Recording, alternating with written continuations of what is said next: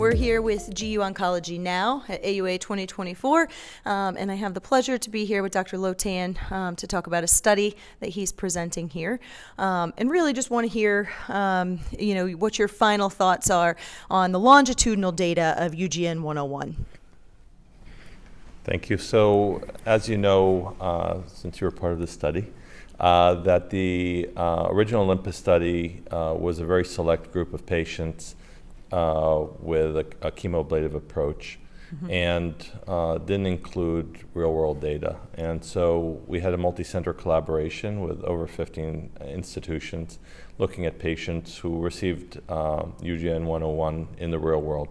Included a collection of patients who were ablated, some that were used for adjuvant therapies, some that just had biopsy, some had partial ablation.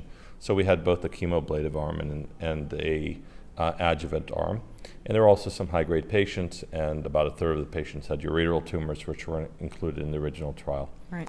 And so the original analyses were limited by a short follow-up period, and so the goal of this particular study was to look at a longer-term follow-up for responders.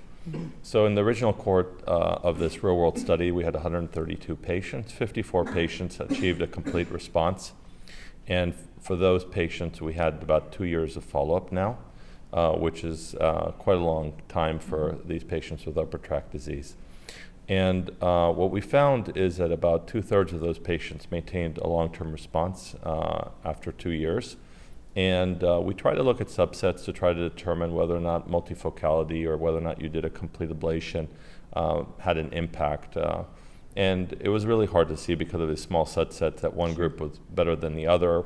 We do think that maybe because of the natural history there will be higher recurrence for some of these groups, but we were able to find it.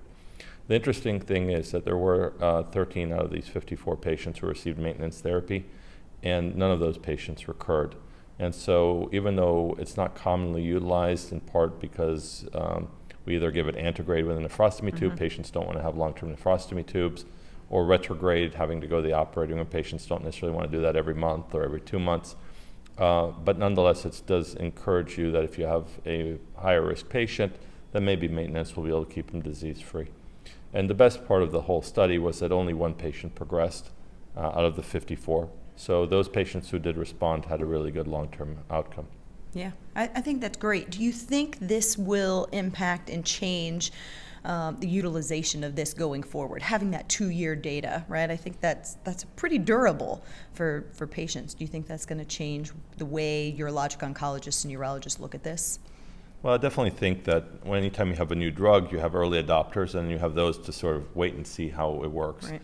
I think we all recognize that we overtreat low-grade disease. And doing nephroureterectomy for a lot of these older patients not only has short-term morbidity, but also affects their kidney function, which can have a significant impact on overall survival. So if we can do a better job in selecting patients and sparing them from nephroureterectomy, I think that'll be a good thing. I think not only the fact that we have longer data, which is reassuring to people, but also the drug's been out longer.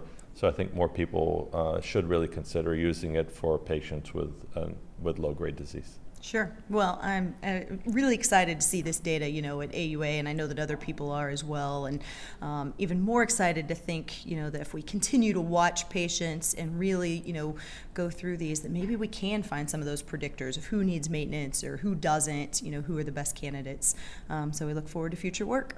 Yeah, and as you know, we have a prospective registry, and our site, your site's contributing, and we think that a lot more data will help us identify some of these subsets of patients who might need the maintenance therapy or more intensive care and monitoring, so that we can really try to reduce the risk of recurrence in those patients. Great. Thank you so much.